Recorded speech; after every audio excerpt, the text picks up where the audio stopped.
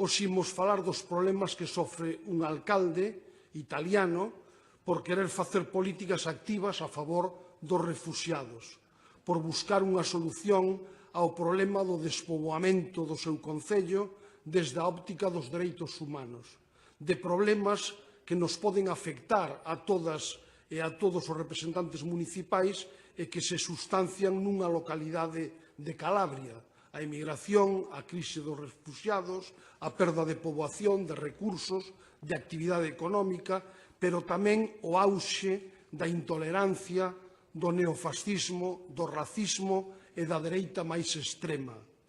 A deriva italiana da Liga Norte e Salvini non é allea ao que está pasando no mundo, é realmente preocupante.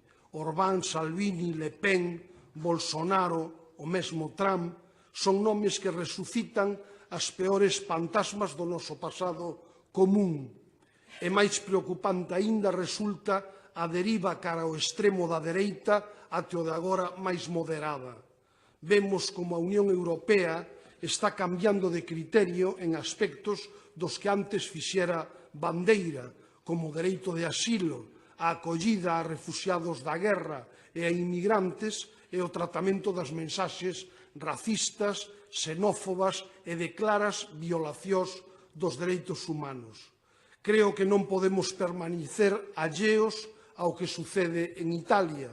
Non podemos consentir que se ataque a modelos de política local que teñen a súa base no respeto aos demais, na acollida e no cumprimento dos dereitos universais, que conmemoraremos o 70 aniversario en 2 meses.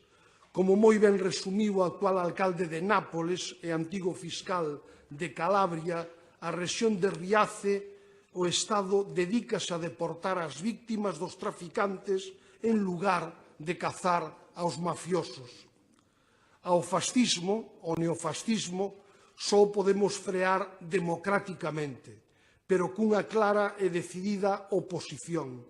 Debemos actuar de xeito unido desde todas as forzas democráticas, sen pretender incorporar na axenda as demandas da extrema dereita e moito menos facéndolle louvanzas, guiños, cariños, pensando que así se lle resta forza ou votos aos partidos máis excluíntes e xenófobos. Moitas grazas.